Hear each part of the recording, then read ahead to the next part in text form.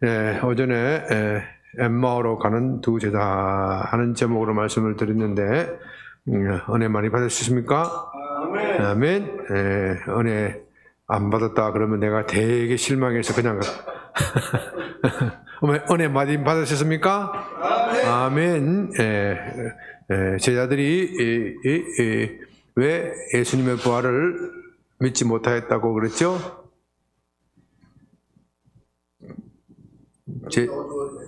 눈이 어두워져서 왜 무엇 때문에 눈이 어두워졌죠? 눈이 어두워졌는데 무엇 때문에? 예수님의 부활을 믿지 못한 이유는 무엇을 못 믿었기 때문에? 메시아의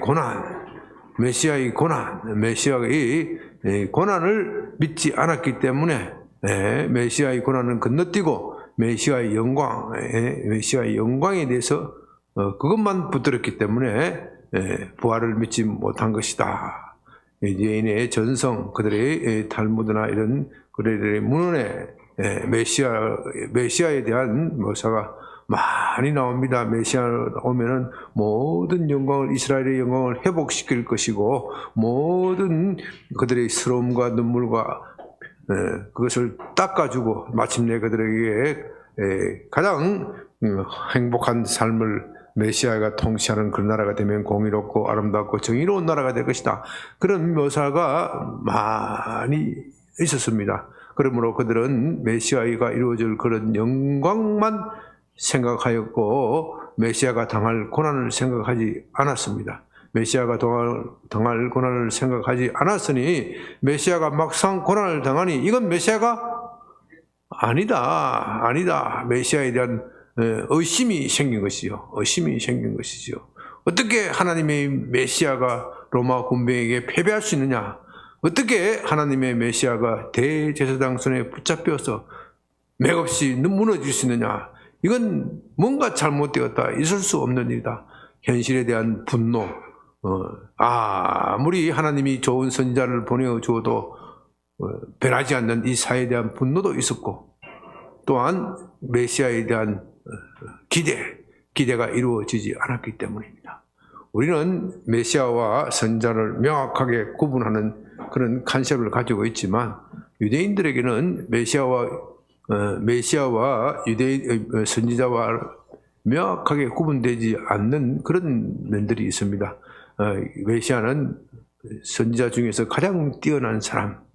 그러니까 오늘 아침에 본문에도 그가 하나님이 보낸 선지자가 아니냐. 또 그렇게 했다가 또 우리는 그가 이스라엘을 구원할 자임을 그렇게 믿었다. 이스라엘을 구원할 자를 믿었다는 것은 곧 메시아임을 믿었다. 그 뜻입니다. 그들은 메시아와 선지자 사이에 관계가 명확하지 않았어요. 어찌되었든 그들이 예수님의 부활을 믿지 않는 것은 메시아가 고난을 당한다는 것은 상상도 못했다. 그러나 메시아가 영광을 받기 위해서는 고난을 받아야 한다. 제자들이 예수님이 제자들에게 설명한 것이 바로 그 점입니다. 메시아는 반드시 부활한다. 그것이 아니라 메시아가 부활하기 전에 먼저 고난을 당해야 한다. 그것이 그들에게 깨달아졌을 때, 그러면 예수가 엊그제 금요일 처형을 당했는데 그것은 패배가 아니라 또 다른 새로운 시작이다.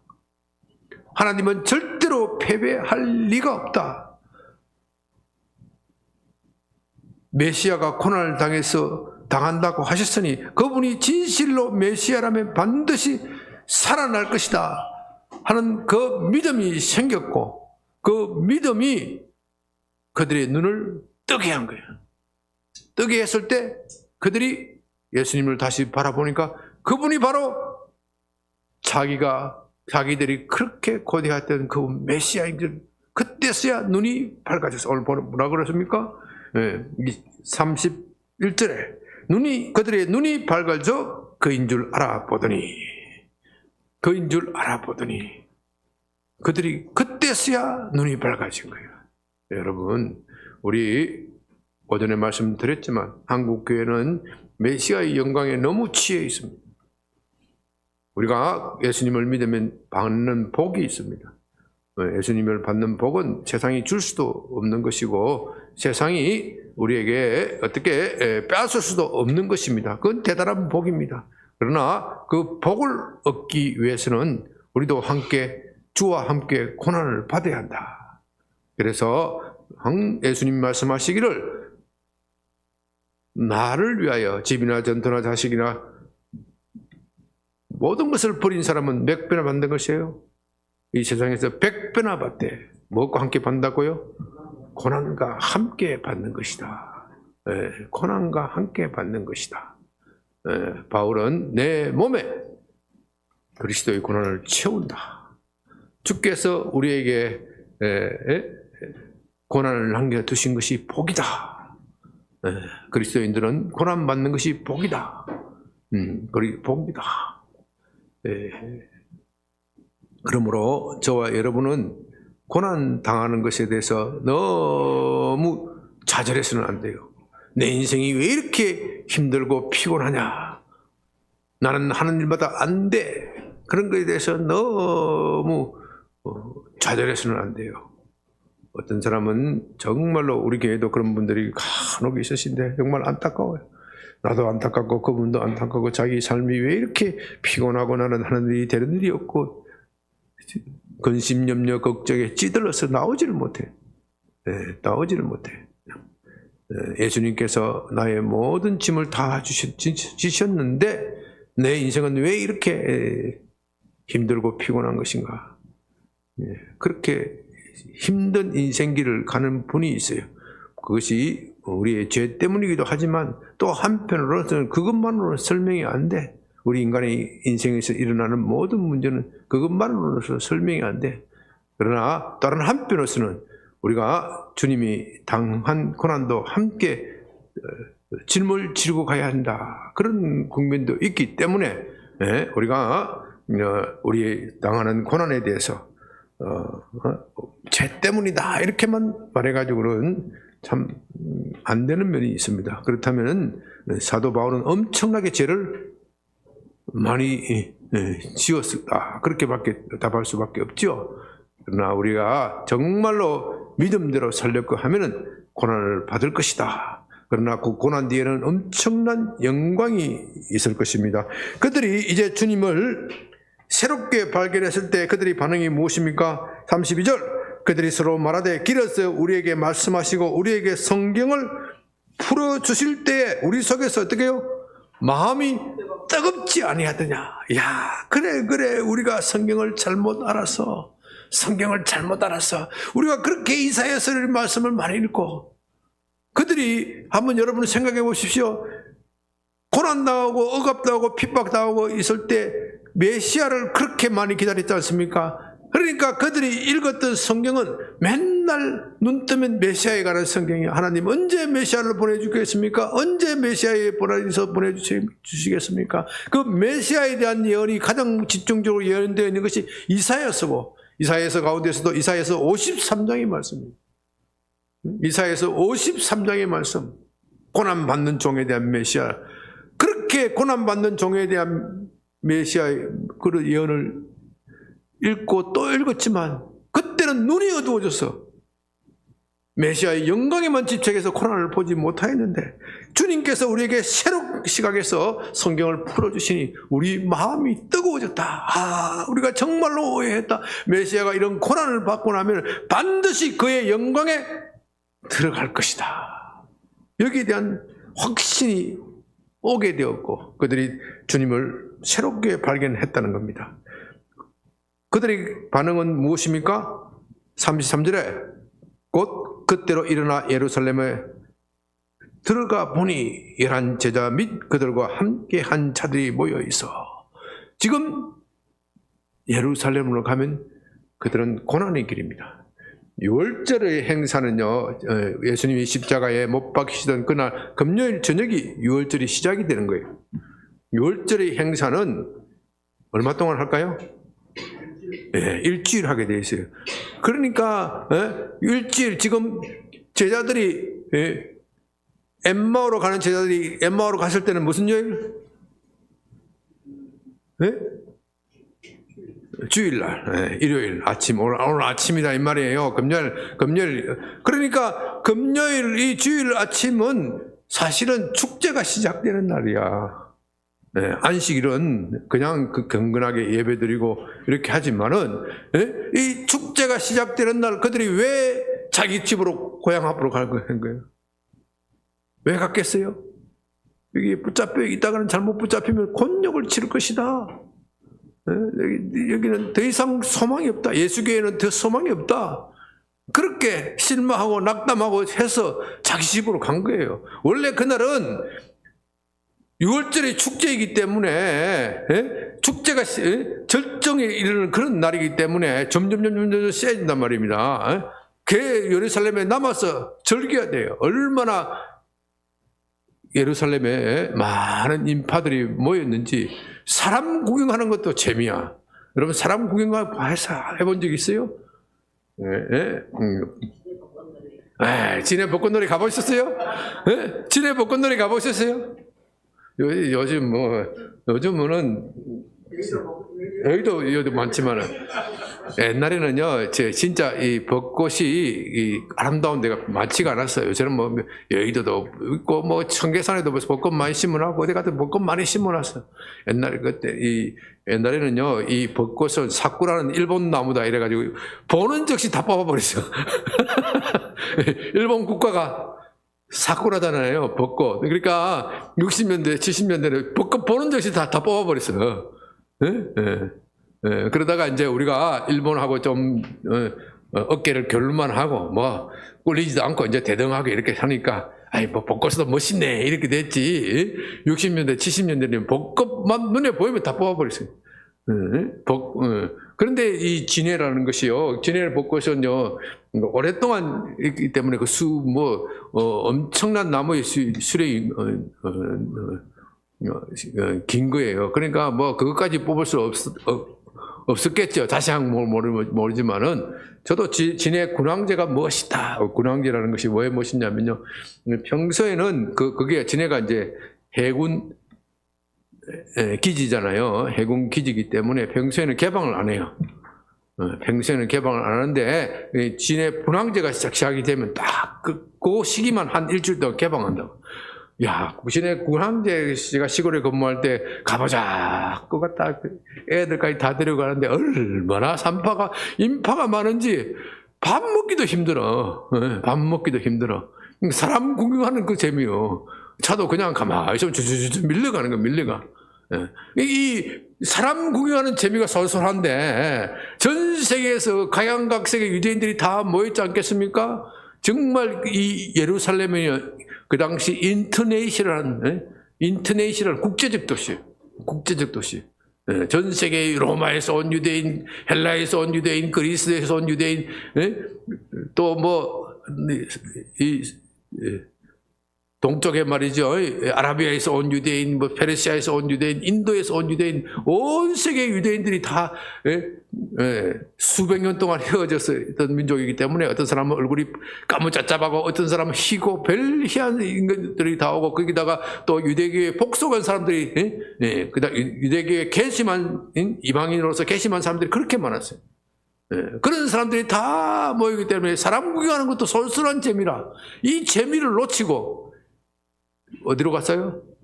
자기 집으로 갔어요. 왜? 실망하고 또 뭐 때문에? 박해를 피해서요. 박해를 피해서. 여기 있어봐야 재미가 없다. 얼른 집으로 가자. 잘못하면 봉변당할 것이다. 그러나 그들이 예수님을 부활하신 예수님을 다시 발견하고 다시 만났을 때 반응이 뭐예요? 다시 어디로 간다고요? 예루살렘으로 가는 거예요. 예루살렘으로 가면 박해가 기다리고 고난이 기다릴지 모르지만 내가 이 부활의 주님을 내 혼자 알 수는 없다. 내가 이 복음을 전해야 한다. 내가 주님 만난 것을 전해야 한다. 누구에게요? 야, 이게 기가 막힌 거야. 누구에게요? 누구에게? 이게 소리가 약하네. 제자들. 여러분, 제자들에게 전해야 돼요. 지금 주님을 모르는 사람이 아니라 주님을 안다고 하는 그 사람에게 전해야 돼요. 얼마나 기가 막힌 현실입니까? 주님의 부활을 누가 제일 잘 알아야 합니까? 제자들. 그것도 12제자들이 제일 알아야 돼요. 그런데 이 12제자들이 주님의 부활을 믿지 않는단 말입니다. 얼마나 기가 막힌 현실입니까? 여러분, 12제자 중에서 누가 주님을 보았다 그랬어요? 본문에서? 시몬. 34절에 말하기를 주께서 과연 살아나시고 시몬에게 보이셨다 하는지라. 이 사람이 지금 말하는 것은 믿고서 말하는 것이 아니에요. 이 사람들이 그러니까 어떤 사람은 안 믿을 수 없다고 말하고 어떤 사람은 아니 그래도 여인들이 말을 믿어야 되지 않느냐. 그래도 우리가 주님을 보기 전에는 믿을 수가 없다.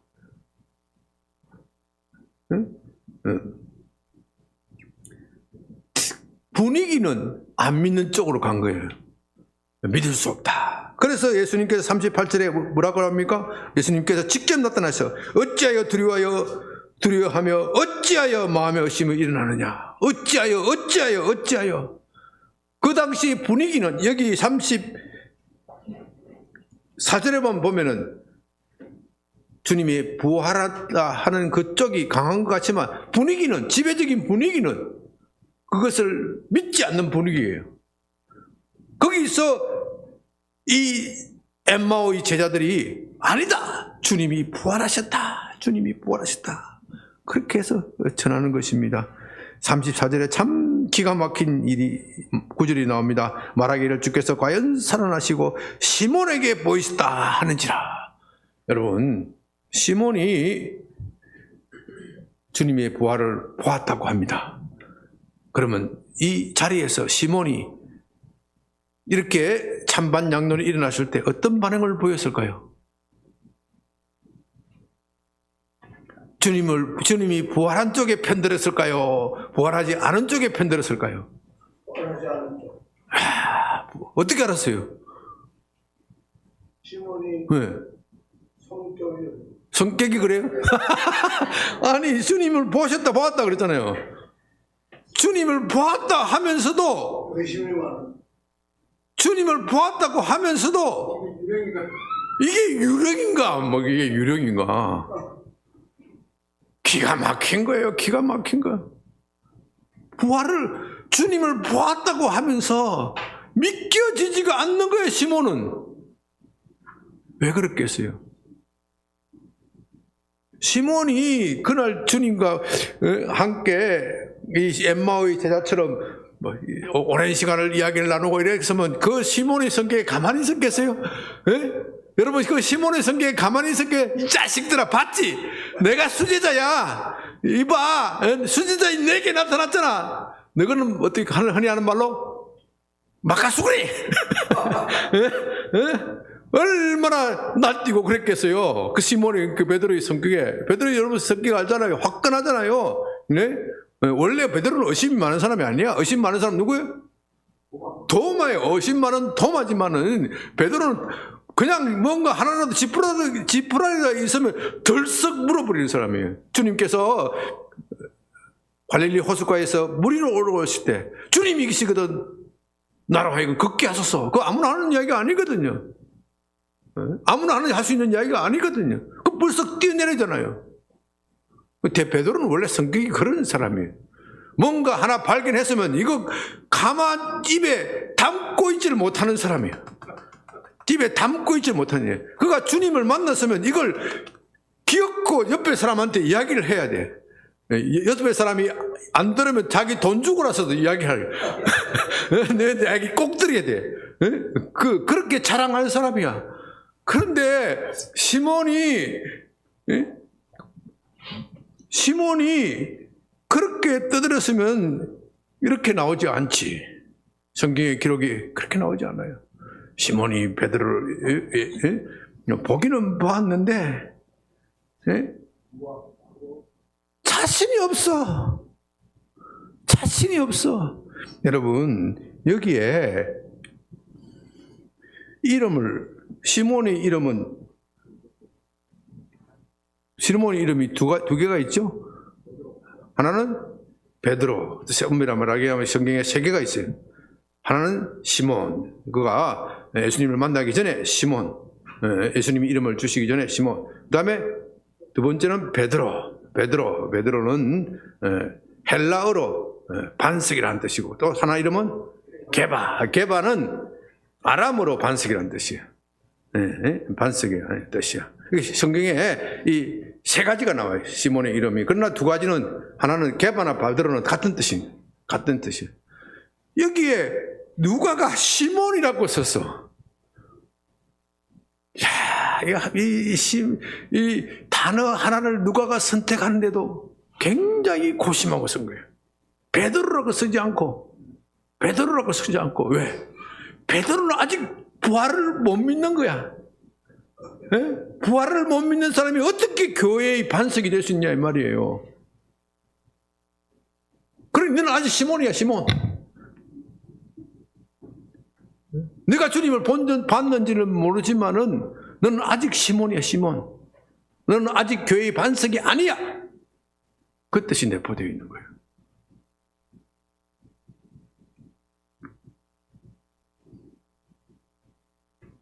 왜 시몬이 그렇게 자신이 없었을까요? 저는 여러 가지로 추측하고 생각을 합니다.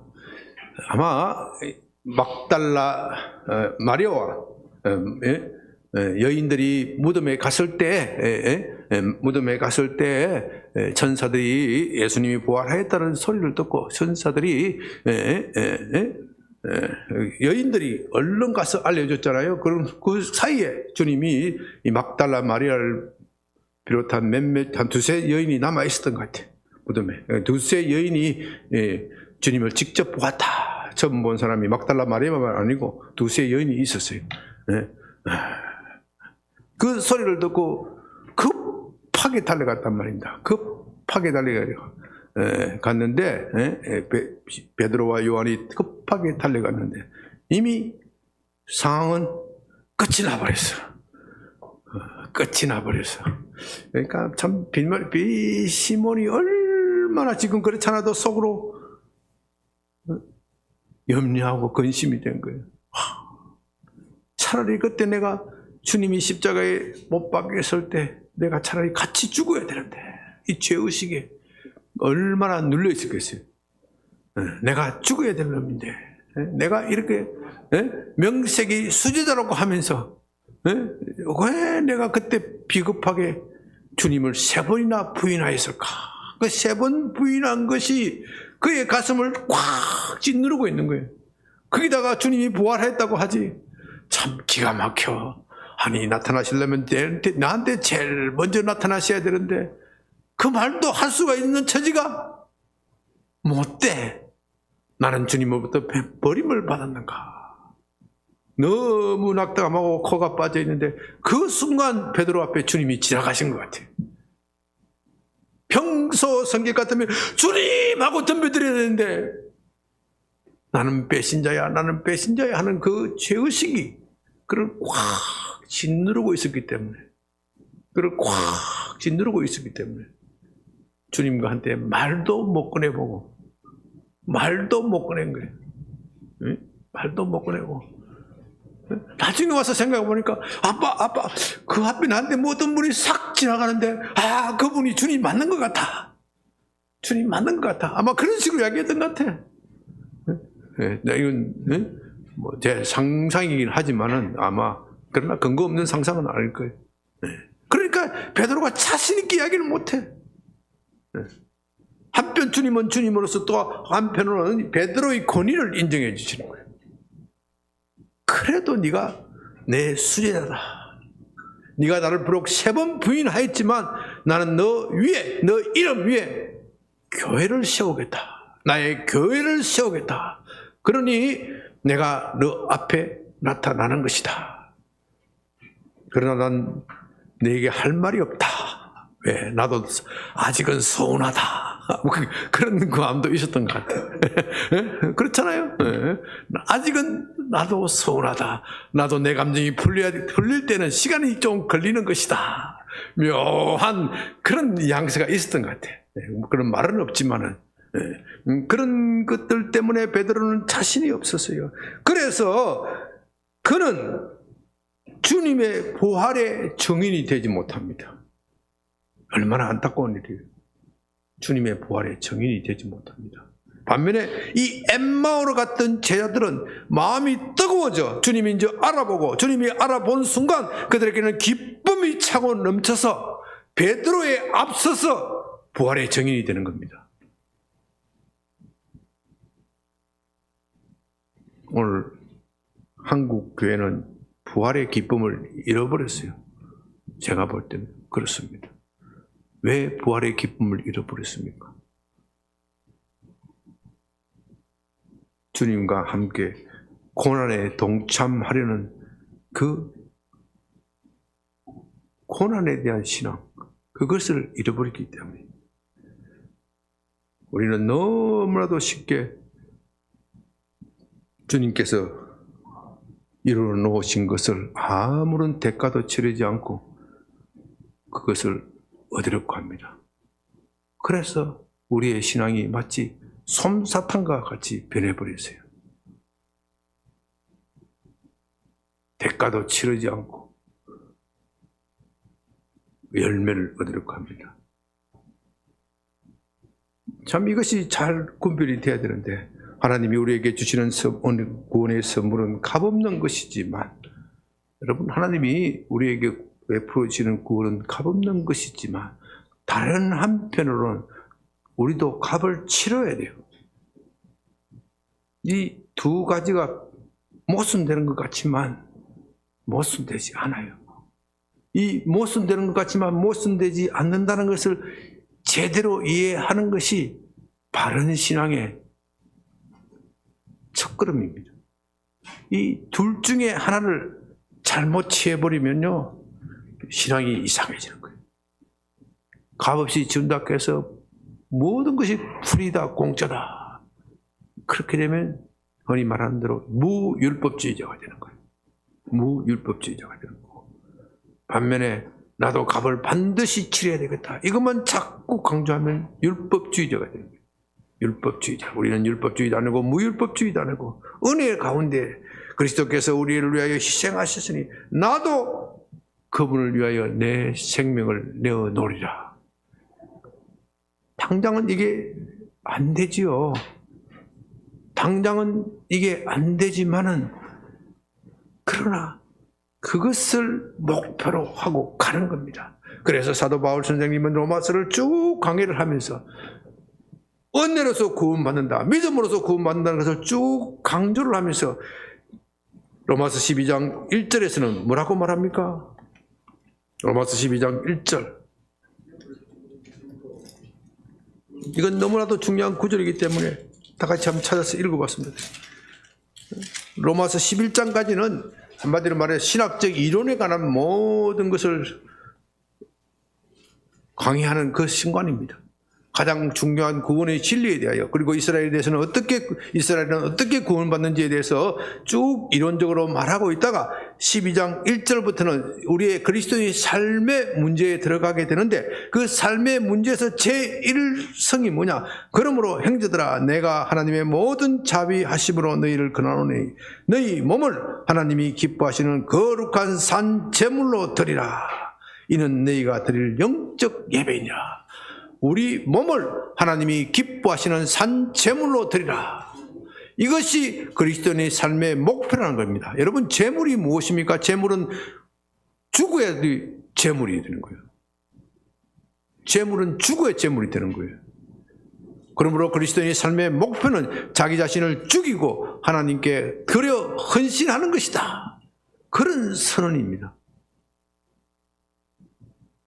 우리는 우리 힘으로 이것을 할 수 있는 것이 아니라 그리스도께서 우리를 위하여 이것을 해 놓았으니 우리도 그의 고난에 동참하는 것이다. 그래서 바울은 자기 자신이 그리스도의 고난에 동참하는 것을 가장 영광스럽게 여겼습니다. 그의 서신에서 뭐라고 하느냐면, 누구든지 나를 더 이상 이런 이단적인 사상으로 괴롭히지 말라. 내 몸에 무엇이 있다고요? 그리스도의 흔적이 있노라. 그리스도의 흔적이 있노라. 나는 그리스도의 고난에 기꺼이 동참한다.